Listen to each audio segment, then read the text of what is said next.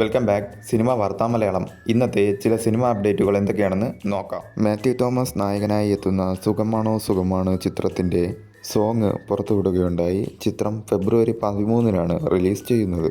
രാജേഷ് മാധവൻ സംവിധാനം ചെയ്യുന്ന പെണ്ണും ബറാട്ടും എന്ന ചിത്രത്തിൻ്റെ ട്രെയിലർ ഇപ്പോൾ പുറത്തു വന്നിരിക്കുകയാണ്. ചിത്രം ഫെബ്രുവരി 13-നാണ് റിലീസ് ചെയ്യുന്നത്. യാഷ് നായകനായി എത്തി ഗീതു മോഹൻദാസ് സംവിധാനം ചെയ്യുന്ന ടോക്സിക് എന്ന ചിത്രത്തിൻ്റെ overseas release Fahad cinema limited ഏറ്റെടുത്തിരിക്കുകയാണ്. മാർച്ച് 19-നാണ് ചിത്രം റിലീസ് ചെയ്യുന്നത്. നിവിൻ പോളി നായകനായി എത്തിയ ബേബി ഗേൾ എന്ന ചിത്രം ഫെബ്രുവരി 12-ന് സോണി ലൈവ് എന്ന OTT പ്ലാറ്റ്ഫോമിലൂടെ OTT റിലീസ് ചെയ്യുന്നു. ജീവ നായകനായി എത്തിയ TTT എന്ന ചിത്രവും ഫെബ്രുവരി 12-ന് നെറ്റ്ഫ്ലിക്സിലൂടെ OTT റിലീസ് ചെയ്യുന്നുണ്ട്.